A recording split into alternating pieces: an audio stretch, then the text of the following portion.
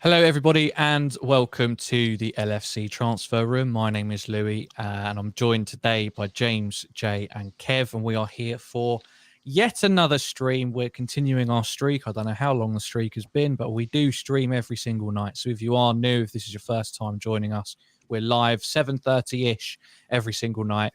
So please do like this video and subscribe to the channel. We're continuing with the Nunez train. It's all anyone can think about, all anyone can talk about these last few days. News yesterday coming thick and fast. It was a bit like the Fabinho transfer, except we actually knew there was solid interest before, but it's all moved at an alarmingly quick pace. So today we were almost expecting to get the pictures from Liverpool and the confirmation, but not to be just yet. There's a slight twist in the tail potentially, which we will delve into. Manchester United's Erik ten Hag, the new manager for the upcoming season, has apparently flown out, or the agent has flown to meet ten Hag to try and convince Nunez to instead go to Europa League Manchester United. We'll see what happens with that one, and we will definitely discuss it as well.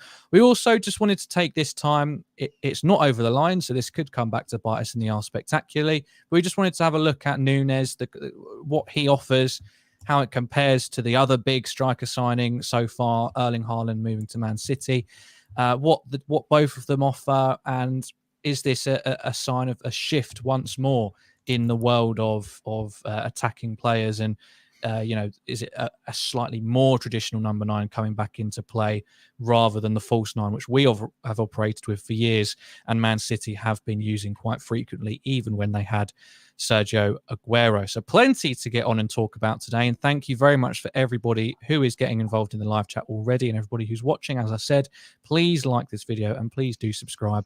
We are live every night at 7:30, and once this is done, we'll also have the new episode of the podcast coming out, which has been doing fantastically well, so make sure you stick around for that as well. But let's not waste any more time. Let's dive straight into it with that news.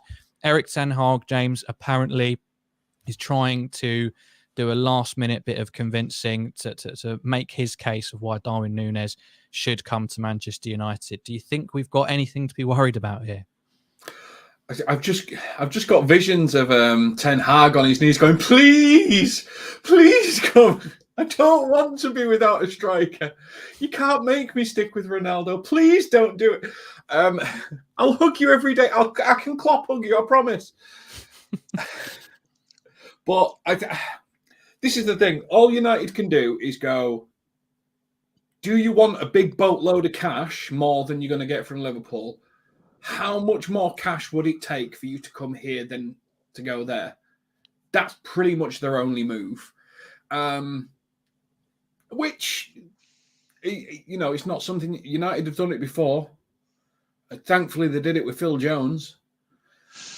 So, yeah, it's probably a move that they're going to make, because I think Nunez is hitting our limits on a few things in terms of transfer fee and stuff like that. So maybe they can, pay his dad a bonus for looking after him for all those years or something like that.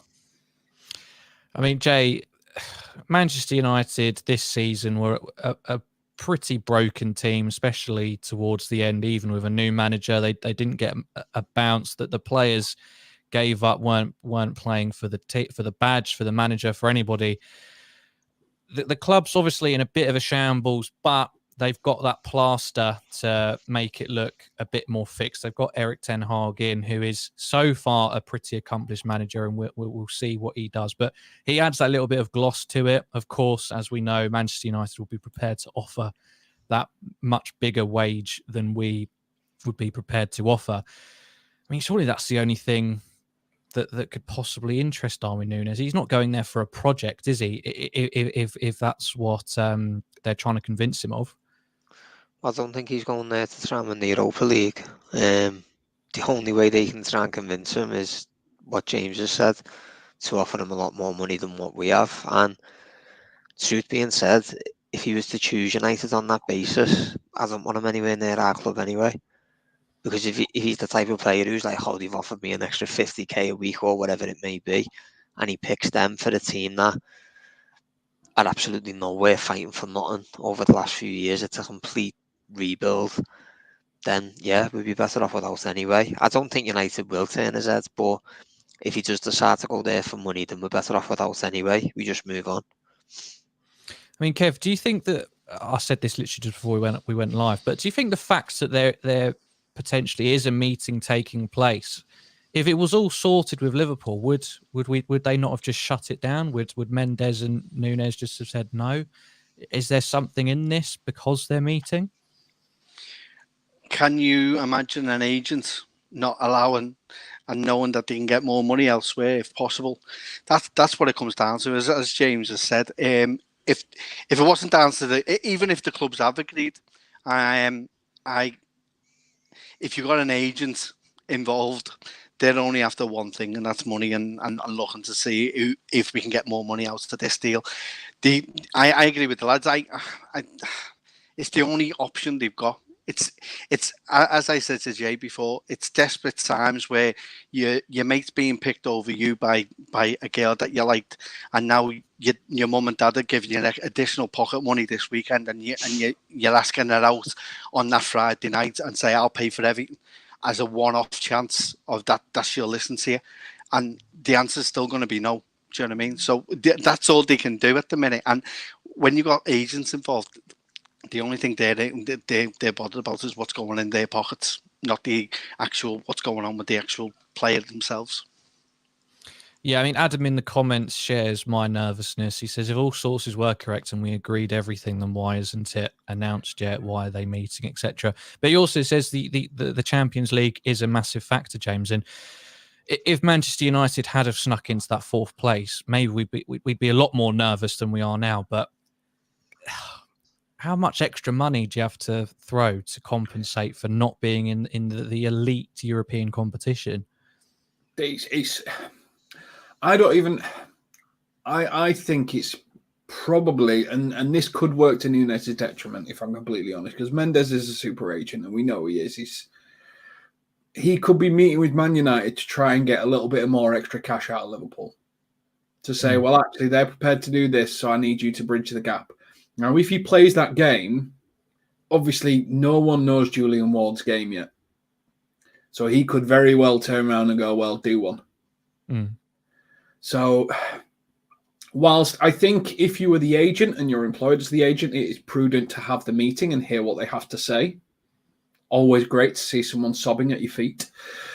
But I don't think you can play chicken with Julian Ward at this. If this is Darwin Nunez, as we've led to believe, what he really, really wants, I don't think there's much wiggle room in anything like this.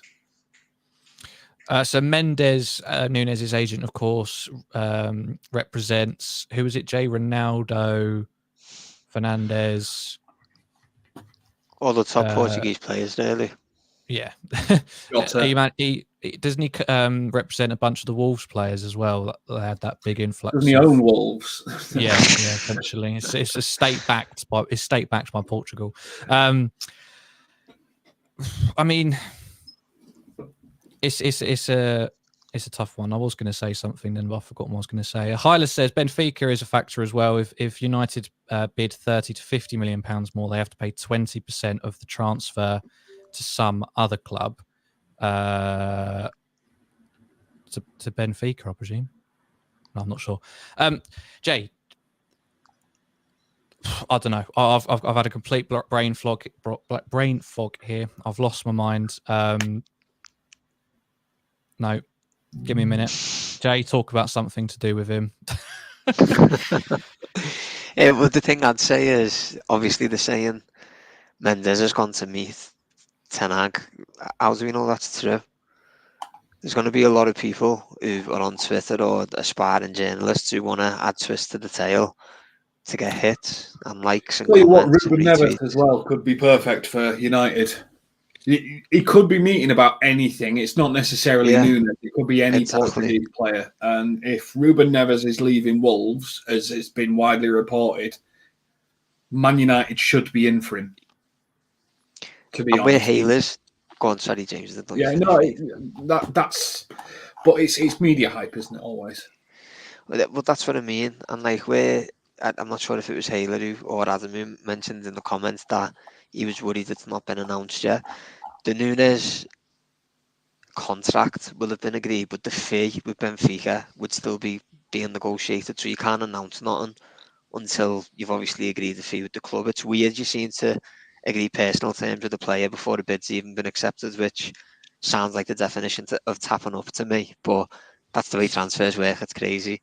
So that's the only reason I think it hasn't been announced. And like the boys have said, there's a good chance Mendes has been meeting them over another player. He's got loads of players. I don't know them all, but he's got many players on his books.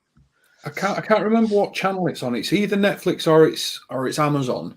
There's a great sports documentary about what actually happens in transfers when they do the medicals, how long, at deadline day, how things are rushed. But during this part of the season where everyone's on holiday and stuff like that, things can take longer. They can take more time off medical tests. They can take more time having conversations about stuff, not necessarily under time pressure the same. So it's not necessarily always a race to announce it. Sometimes it's just about being prudent. He's had knee surgery. He's had quite a serious injury, and there's probably quite a lot of work and due diligence that's got to go in with that. So I don't expect it to be a Fekir situation, but it's not a race to the finish line in stuff like this, is it? Absolutely. Right. I've kind of sussed out. I've rebooted myself, and I know where I want to go now. We're going to try and segue it gently into the next topic, which is about looking at the number 9 and comparing with Haaland, etc., etc. But before that, make sure you do like this video and do subscribe if you are new. We go live every night at 7:30. A lot of people, Kev, have been concerned about our willingness to spend potentially up to 100 million euros on a player who's had one good season. And I hate to say that fans know nothing, but if Ten Hag's willing to spend that on him, and if Jurgen Klopp's willing to spend that on him, clearly there's something there that's potentially generational, isn't there? Absolutely. I think what you're seeing now, which gets me excited, is you're seeing two evolutions happen at the same time. You're seeing a front three getting broken up and a new three putting together with a new mix. Not necessarily the same mix as what has gone previously that we can compare and contrast quite simply. Instead, you've now got a different look and a different upgrade on our actual how we play. You look at certain games last season, the like at Tottenham, where we've got like 46, 47 crosses into the box. Now, I'm not saying if Nunez was playing that, he'd score every one of them, but it gives you another option and another alternative than what we've got. As you said rightly at the start, we've gone 5 years with this front three, and not one of them is an actual number 9, a forward. We've gone with people who are wingers and false nines to try and shown that you can actually play a style and a formation and get the rewards at the end of it. You've also got another thing that I'm quite happy about is, you as well as you're seeing the evolution of the formation, you're seeing us looking and updating our actual formation. You look at what works well for us. We get crosses in the box. We need a potent number 9. Imagine a Harry Kane in that position last season for us. He would have scored probably double what he did at Spurs with the opportunities that we create. And you look at the chances we've created in certain games near the end of the season where we haven't put them away. And I just basically a number 9 that can put in the net. You're buying potential. You're investing in a player that even if at the end of it he doesn't make all what he's meant to be, there's still an added chance that you could still make some of that money back. So I see it as a very, very good option, and he's probably one of the best young players out there, apart from the likes of Haaland and Mbappe, that you'd look at and go, wow, I'd have him. Yeah, I mean, Kev mentioned, and I think it's a point that not many people speak about, is for the last 5 years we have played without a really recognised number 9. I mean, Firmino was never that really before he came to us, and when he was a false 9, and he was always dropping back into the midfield, and that was always, just fine. But Man City do it for one season, and poor Pep because he bought Grealish instead of an actual striker. But we're meant to feel sympathy for that. But with both of those, hopefully, fingers crossed, both of those players coming into the Premier League, James, what sort of adaptation? We'll focus on Liverpool because that's who we are. What sort of adaptation are you expecting to see? Because year upon year, although we've stuck with a 4-3-3 until this point, there's always been slight tweaks year in, year out. Do you see another slight tweak, or do you see a formation change? How do you think Nunez could affect what we do? I do. There's something about this that just feels positionally a bit odd. And I say that in the sense that Diaz comes in from the left and he attacks from the left. That's his preferred way of doing it. Nunez comes in from the left. That's his preferred way of doing it. So they both function in the same space. Now, Nunez tends to try and get in the box and finish from the box, and Diaz tends to humiliate right and left backs wherever he can and then put it in the box. So the finish is different, but they both like to take that left-hand channel and come in, and Nunez scores quite a good few goals in what Curtis Jones tries to do and fails quite regularly, which is come in on the right-hand side, left-hand side of the box and whip it in the far corner. And Nunez scores quite a few goals that way. So I think there may be an evolution in how we attack. If you think you've got two players running down the left-hand side, that probably lets Trent come more in central right-hand side. We could be potentially quite unbalanced. If we don't play it right. And I think obviously Klopp's got something in his head, but I think how we attack could be quite interesting, because if we've got two people on the left-hand side, that leaves Salah quite free on the right-hand side. But if they double mark Salah, that leaves two highly skillful players on the left-hand side. So it could be an absolute, well, I'm certain it's a masterstroke because, Klopp knows infinitely more than all of us combined. As well as his team, any member of his team. So I think how we attack might be quite different. I think we might be quite exciting. I think we might actually take players on a little bit more and do more sort of aggressive type play. But yeah, how they both start in the same space is a little concerning for me, if I'm honest. I mean, he's a relatively tall bloke as well. He's like 6 foot something, I believe. I mean, 6'2". 6'2". That's yeah. Trent's going to be licking his lips, Jay, isn't he? With spamming crosses into the box with this guy in the middle. 100%, mate. Yeah, it's mad that like our best player in the air was arguably Jota, attacking sense, and he's small. In man, he's quite good in the air as well. But to have a proper target man to aim at who's powerful in the air, the thing about him as well is he is 6'2", but he's fast. Like he's proper quick. So yeah, I think we'll change tactics next season slightly. I think we might go to a 4-2-3-1. I don't know what James means about Diaz being on the left cutting inside, and Nunez likes to do that. Nunez is still more central, a bit like Henry. Henry was a centre forward, but he loved going on the left and cutting inside for that curler that that he was renowned for. It's kind of what Nunez likes to do. And I think Diaz's timing of his runs are brilliant, so they can always interchange when they're doing that. So no, I just think it gives us another string to our bow in an attacking sense, that we've got an actual target man to aim for, because he won't play false 9.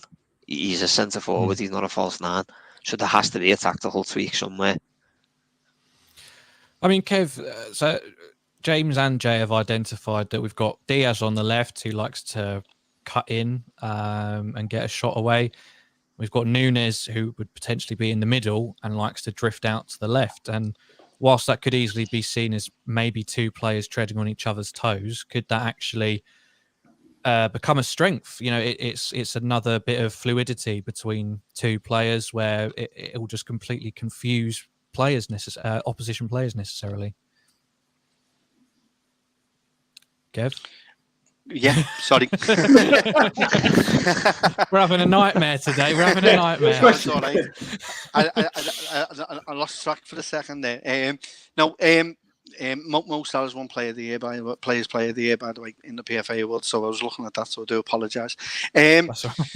Yeah, it could do, but again, I kind of agree with what Jay said in a way, in the fact that you even though two of them may be going that way, Nunez is very intelligent and will make those runs and angle it, obviously like Curtis Jones would. But as well as that, he's adaptable and he's quite good at getting into that middle of the box and cause us more of a target to aim for than what we necessarily have in the past 5 years that we've had the front three. Does it mean that we need to go out and get another alternative? Well, I don't think we can, because what game time are they going to get? Who are you going to bring in who's willing to just come in and do a Minamino job in a sense, which is what you're trying to ask for? So you've got to you do have to make a change to the formation possibly, but why not keep it as it is and see how it works? Do you know what I mean? It's quite simple for me. I can see it evolving as I said before, but I think I'm quite excited with this of the evolving of that, because it's not necessarily just that you need to focus on. It's also who we bring in midfield area as well. So like the likes of a Gavi, or who I would really love, but I doubt it's going to happen. Or the Ivory Coast fella from PSV, Sangari, is it? Yeah, so, there are... It's not necessarily the front three we need to be looking at as well. I think we do need to look at the actual midfield as well and find out what we need in there. We need a bit more creativity. We may probably need a younger option to a Thiago, for me. Mm. I mean, I've just seen this tweet from the LFC transfer room from about an hour ago saying, are we the only ones that think with Nunez coming in, Liverpool still need another forward? Now, James, when Kev mentions that slightly, you shook your head. I think I agree with you on this one. It seems a bit selfish to want to add another one to it, doesn't it? I think to start with, we're all saying, well, Nunez starts, Diaz starts, and we're talking, and everyone just forgets Jota scored over 20 odd goals in the Premier League, and I think we're third top scorer in the Premier League at the end of it. It's mental that all of us fans just go, Jota, he's not that, doesn't absolutely hammer it and do anything like everyone. He just appears in the box and scores goals. So if you're talking about an actual number 9, well, he can just drift out of a game and then just appear in the 6-yard box and head one in. He's probably that little fox in the box type number 9 that we've been talking about. And Nunez can play left wing and Jota can play left wing. So no, for me, it's about, and I know it looks likely that he's going, but for me, it'd have been about keeping Taki. I was a big fan. I think he played his role perfectly. I think with Origi going, it was an opportunity to get more game time. He finished in big moments. He didn't seem to drop his levels when he wasn't playing. And it was just, I think if we lose Minamino, I don't think we're going to be able to sign someone that goes, do you fancy just playing in the Cups? I think it's probably going to be about a kid coming through. But I would have loved to have kept Taki involved. I think for $8.5 million, it was an absolute bargain. Yeah, I'm with you on that one. And Matthias knows how much I love Taki as well. I do go on about him a lot. He is the perfect squad member, but maybe he was just tired of playing that role. I don't know. But yeah, as you said, maybe it's time for one of the kids to come through. There's a lot who the chat have spoken about, who they hold in high regard. So maybe that's all part of the plan as well. But I get what you mean. Apart from what the 5 attackers we've had, if we're playing a 4-3-3 or 4-2-3-1, we're going to be using most of them all the time anyway. So yeah. Then we've got Harvey Elliott, Fabio Carvalho. They can all play in the front 3. I think Carvalho might be doing a bit what Kev mentioned, which is understudy for Thiago. Because when I looked at like some of his Fulham games, he comes from deep left hand and right hand side. I think he might actually be the understudy for Thiago. And Matty thinks he'll be further up, but who knows? Yeah, he does provide that option with Carvalho though, because he can play in that back 3 as well as in the front 3. So it's a good learning curve for him. For me, I mean, let's assume. So there's been a lot of talk about a switch in formation. Let's assume we get Nunez. we're either going to switch to a 4-2-3-1, although considering who would be in that 3 and the 1, maybe a 4-2-4 in many ways. So we're going to lose that out-and-out midfielder. But at the same time, it feels like we need to sign another midfielder. So we're looking for legs, aren't we? Because we've got Thiago, we've got Fabinho, we've got Henderson, who's starting to get on the old side as well. I know we've got a few young ones coming through as well, but really we need quality in terms of a kind of a box-to-box midfielder, or just someone who's got the legs to run a game up and down the pitch. Do you feel the same way, Jay? Is if we get Nunez over the line, is that the next big focus, a midfielder with legs and a bit of youth to him? 100%, mate. I've got to be honest. I thought our priority going into the transfer window would have been a midfielder. With everything you've just said, Milner obviously doesn't play very much. I know Keita weren't injured much last season, but throughout his Liverpool career, you couldn't call him reliable. Thiago picks up knocks throughout the season for being older. All our midfielders are known for picking knocks. They're getting older. So I think it needs a refresh, someone who can create as well, because the only real creative midfielder we've got really is arguably Thiago. Henderson doesn't really offer much offensively. Fabinho doesn't. So yeah, I do think we need a midfielder. I'd like us to, the obvious one, everyone talks about Bellingham, but if not, I like Barella at Inter, and I like Kone at Gladbach. I think all of them could do a great job. Whether we do or not, I don't know. There should be money there because all the sales we're making is roughly 90 or 100 million. So that covers Nunez, and I'm sure we must have had a transfer budget before any outgoing. So I don't see why we can't go big for a midfielder, to be honest. We've almost got 100 people in the chat.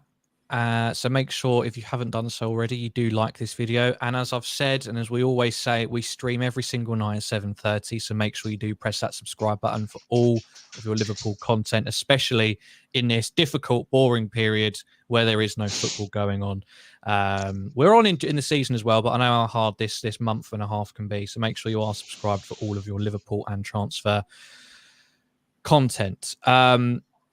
Kev, Hyla says, I want a star midfielder. Our midfield for next season looks like the Desert Gobi.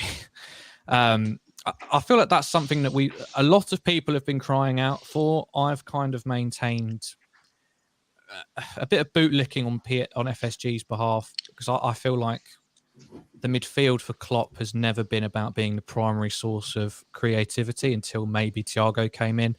But is it that time, as we look at refreshing, as we look at altering the way that our attack works, is it time to go out and bring in a star midfielder? Absolutely.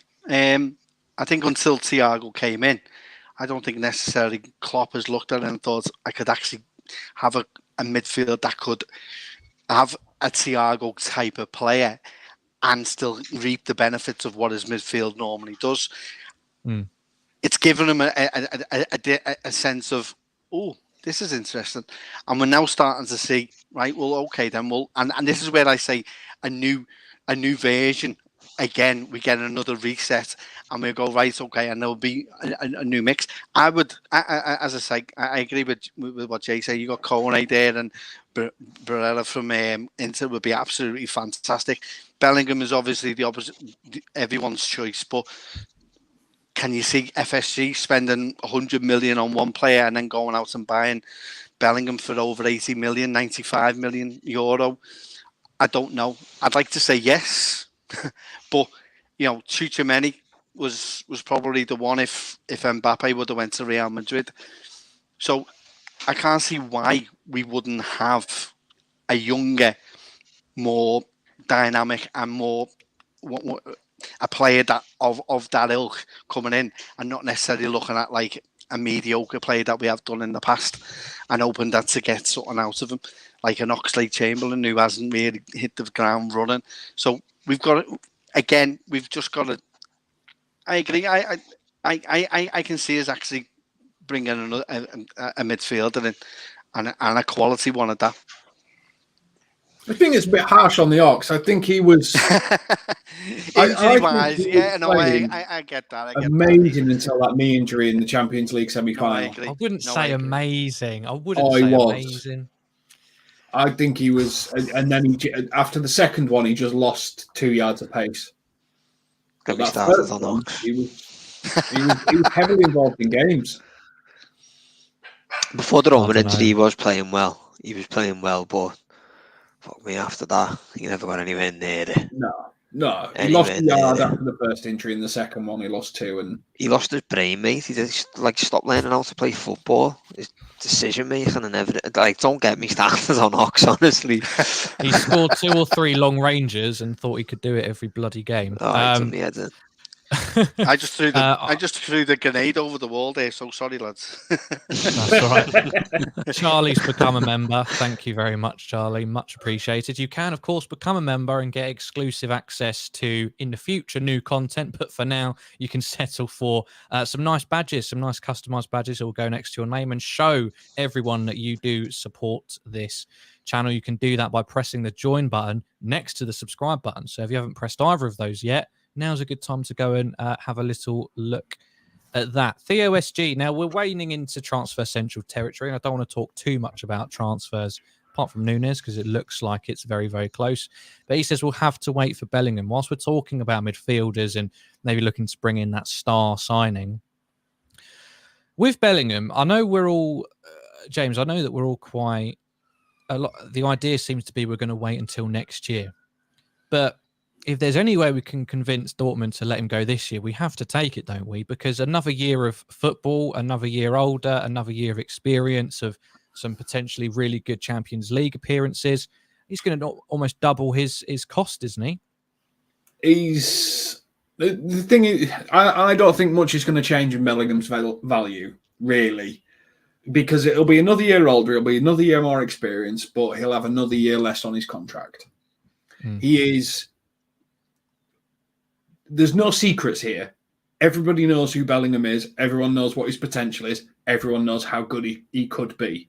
It's not like it's this hidden gem. It's not. It's Jude Bellingham. Everyone wants their hands on him if they can. And it's who's got the money at the point where he becomes available for sale. Now, we're putting the legwork in. We tried to put the legwork in on Mbappe when he was 17 at Monaco. PSG got him. Reports said we tried to put the legwork in again this time and he stayed at PSG. So I think with Bellingham, it's about doing the legwork. And if the opportunity comes to sign him, to be ruthless.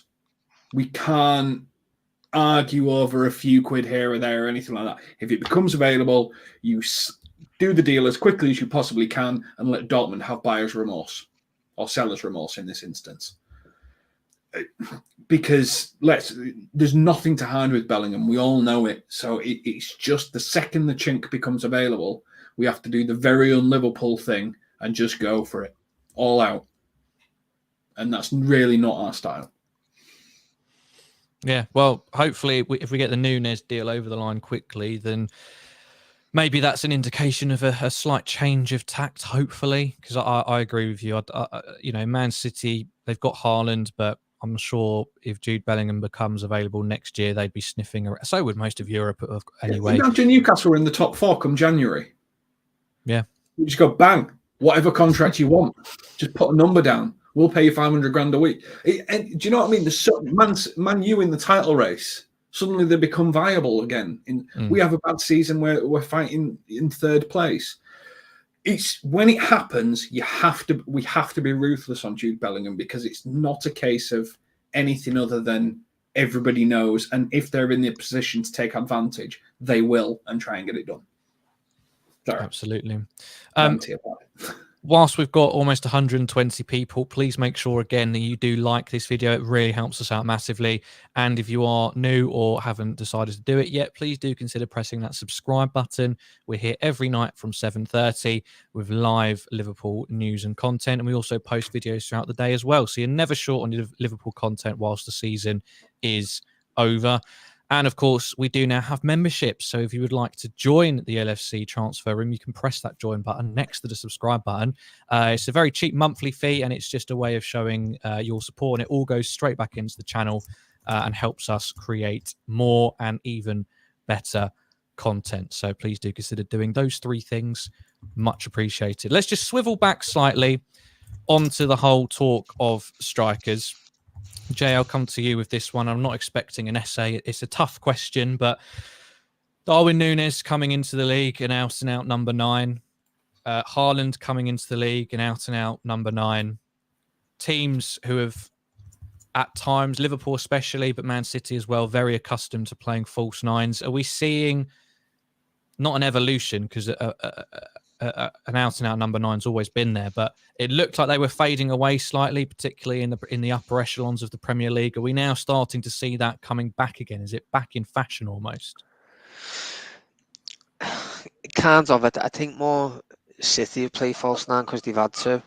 Yeah, because they haven't had an out-and-out striker to play. As a striker, they tried it with Jesus and it never worked. Aguero didn't play false nine. He played as a striker, but he just pressed the ball hard.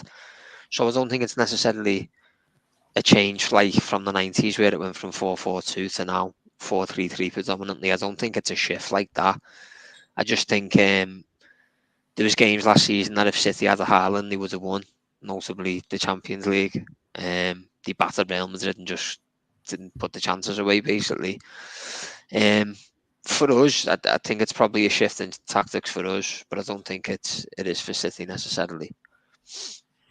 I mean, that's a good point, Kev, that Jay makes. For Man City, at times, in terms of getting over the line in their other objectives besides the league, it was maybe just that person to finish things off. Whereas for us, maybe it is that change of tactics, because at the end of the day, we keep going back to it and it feels like we're harping on. It was 1 point that cost us the league, and it was one counter-attack that cost us the Champions League final. But there was always a sense that Man City always seemed to control their games a lot better than us. I know our styles of play are different.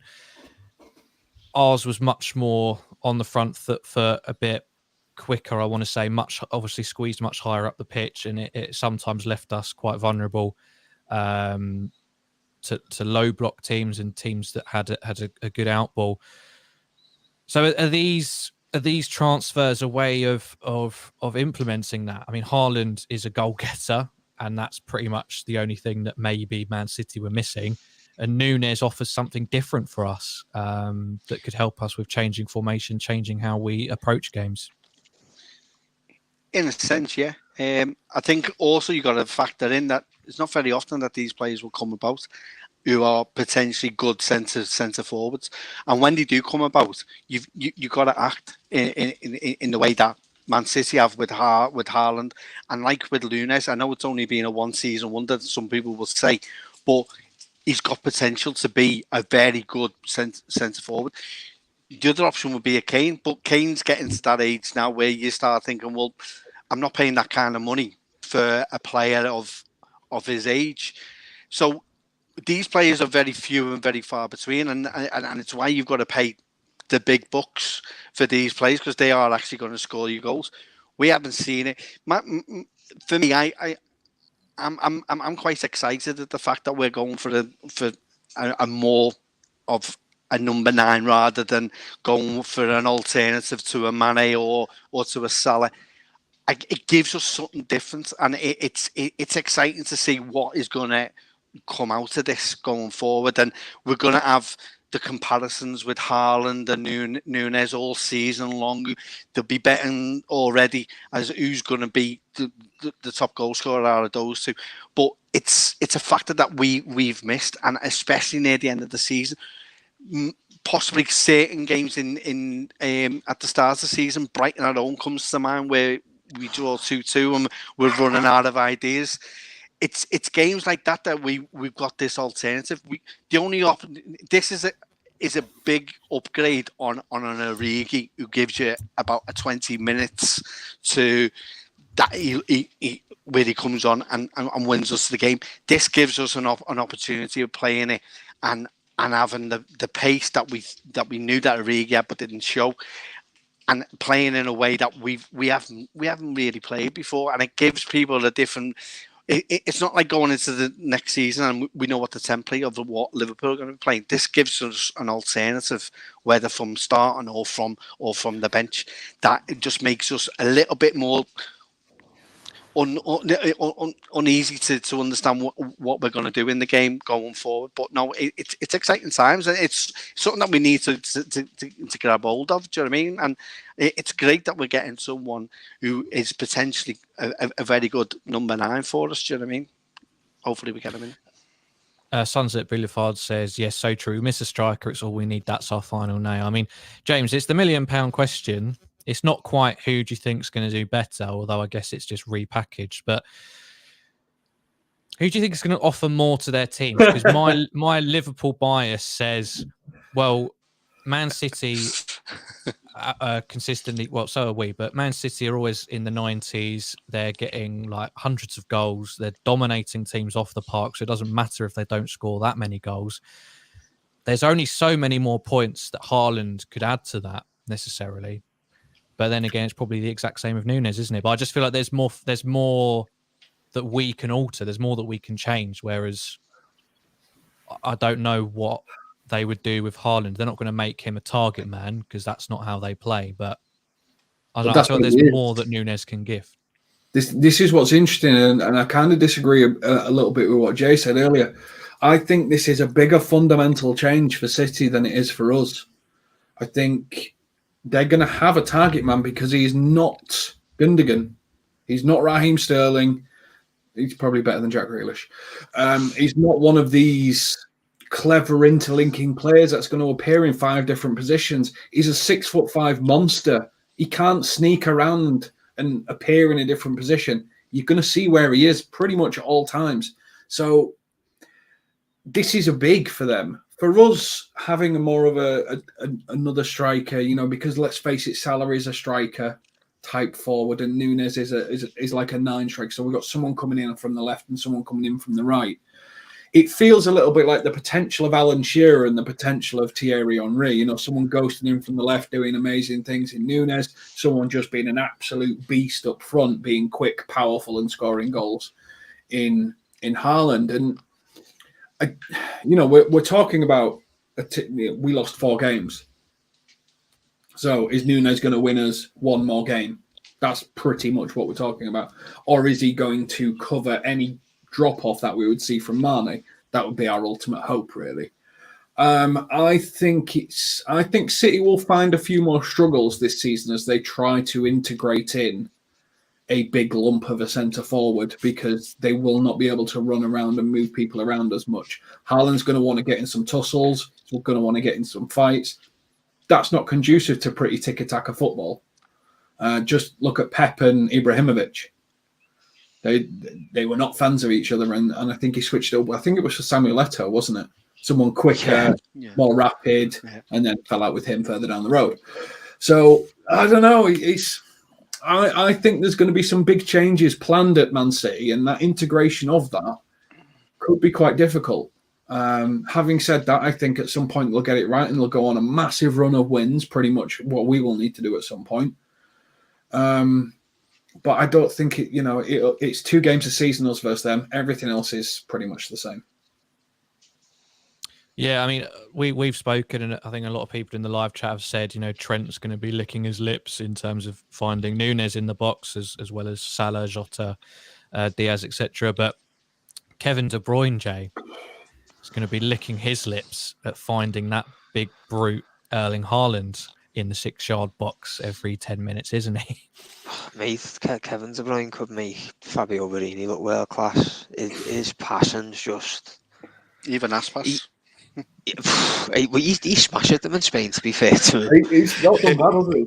Yeah, he's quite a good player in Spain, though. But De Bruyne, for me, is when people say, like, Gerrard, Lampard, Scholes, for me, he's in that bracket. He's one of the best midfielders I've ever watched. I don't care what anyone says. And when Liverpool fans get peeved off that he wins Player of the Season and Salah doesn't, I don't think you can moan about it. I'm not saying Salah didn't deserve it, but Kevin De Bruyne is just a freak of nature. His left foot, right foot, can press, he can do everything, mate. He's just a brilliant player, yeah. And the thought of having a monster like Haaland to that, it is scary. But James made a great point there, to be fair. I actually think Haaland would have suited Liverpool better than he suits City, because he's not a player who gets it into feet and quick movement, link up. Do you know what I mean? He's just a monster who runs at you.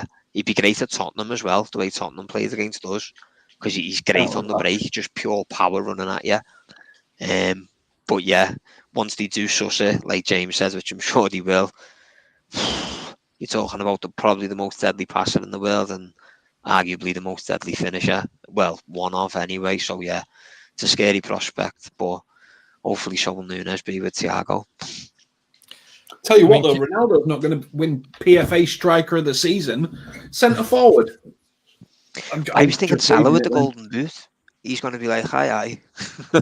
I just don't get how Ronaldo can be centre forward Striker of the Season. No, Son should have been in there, shouldn't he, as well? Yeah. I don't know how Son 6 Liverpool players in there. James, I agree with you, James. I mean, with McFred behind you, I suppose maybe it is a bit of an achievement in and of itself to get as many contributions as he did.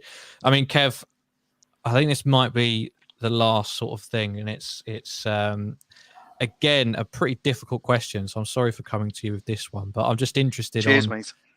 what people might think. I mean, there's always a chance that transfers could fail, and I mean the signing just might not work for either of these players. What would that look like necessarily if Nunez or Haaland was a failure? Right. Cheers for that, Louis. It's do you know what, right? It's for any other two, apart from the two best teams in this country, it would be more of a complication if it didn't work out. I think the options that are available, we go back to plan A, which will be our formation and the way our style of play, and we'll make the most of what we've got and try and get some of that money back. Man City will just keep him on the bench, and because they can, and we'll make him see his 5 years out and pay him the 200 million that they pay over that 5 years to them. It's not going to. You say it's going to be an impact. I don't think it'll be that much of an impact for these two teams because of how dominant and how good they are in that areas. Yeah, we lose one player up front, but you still got the alternatives there that can actually come in and do a job for us and know that can do a job. So there's not going to be that. To be honest, I'd say there's not much. Well, there's not much in difference, but I think there's less pressure on Nunez coming in and hitting the ground running than what there is on Haaland coming in and having to do it at City. Do you know what I mean? With the money that they've paid out, his injuries as well. He has had quite a few injuries as well. So that could impact Haaland in a way. A faster league may necessarily mean that it takes him a bit of a while to get adjusted and come into. Having said that, he will be given the time at City. We will definitely give the time to Nunez, and and we'll embed him in. We'd like him to do what Diaz did in January and come in and hit the ground running, and we all go, "Oh, this is great." Do you know what I mean? It's easy, this transfer window business, isn't it? Great. It doesn't. It won't work like that, and we've got to tread carefully. Yet we've paid the money out for him, and it's based on what he's done in a Portuguese league that is slightly different to the Premier League in a sense. He can score his goals. You only have to see him in the Champions League, the goals he scored, and go on YouTube. He looks great at finishing. He just needs to stay on side. But apart from that, he's he's 22. You know what I mean? He's coming. We will give him time. It's going to be difficult. I agree. If it doesn't work out, it doesn't work out. We move on. But I think there's options there in both teams. But I do think Haaland would be more of an impact on them if he doesn't hit the ground running than what they would say on Nunez slightly. Absolutely. A couple of people just asking. So we covered it at the start, but for those who were late joining, in terms of any Nunez news, not much progression from what we heard last night. It looks like a deal has been agreed between club and player, not necessarily between club and club just yet. However, Erik ten Hag and his agent Jorge Mendes have apparently met up or are going to meet up in a last-minute bid to try and get Nunez to decide to go to Manchester United instead. So make of that what you will, whether it's true or not, whether that's what they were discussing. We have no way of knowing unless someone had bugged the room they were meeting in or something. I don't know. But apart from that, some people asking about Gavi as well. The latest on that, he's received an offer from Barcelona for a contract. It's miles away from what him and his cohort were hoping for. We are in there prepared to offer substantially more than that, which is a surprise. So Barcelona must really be counting the pennies. But apart from that, we'll leave most of that to Transfer Central and anything else that develops during the week. We will, of course, be back tomorrow at 7:30 as well, and we'll have many more videos between now and then as well. So if you haven't done so yet, before we go, please do like this video. It massively helps us out. And also, please subscribe to the LFC Transfer Room, where we have all of your Liverpool content, transfer news, daily news, when the season's going, match reaction, watch-alongs, previews, tactical analysis, all that good stuff. It's the best place to be for pure Liverpool content. So press that subscribe button. And you can also join our membership program, I guess you could call it, right next to that subscribe button. You'll get exclusive badges to show your support, and all of the money goes straight back into the channel. James, Jay, Kev, thank you for sticking with me during that exceptionally long outro. Thank you, everybody in the live chat, for joining us as well. It's been another great show, and we will, of course, see you tomorrow. This has been the LFC Transfer Room. We'll see you in the next video. Take care.